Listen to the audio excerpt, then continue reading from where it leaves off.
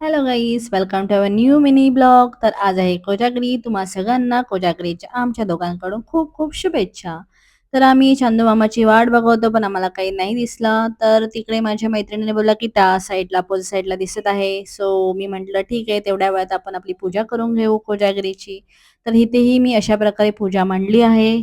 पूजामध्ये कोजागरीची पूजामध्ये म्हणजे इंद्रदेव, लक्ष्मी, कुबेर आणि चंदमामा हे जे मी तांदळाचं बनवलं आहे, तर त्याची आम्ही ही पूजा करून घेतली मस्तपैकी.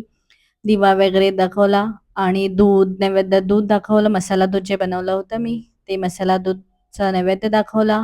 तर अशी ही आमची पूजा पार पडली. तर हेच पूजा होईपर्यंत 12 तर वाजले होते. मग आम्ही पुन्हा एकदा जाऊन बघितलं की आम्हाला चंदमामा दिसतोय का, तर आम्हाला चंदमामाचं दर्शन झालं. आम्ही नमस्कार केला, दूध दाखवलं आम्ही. नंतर आम्ही दोघांनी मसाला दूधचा आनंद घेतला. तर अशी झाली आमची कोजागरीची पूजा. Thank you for watching.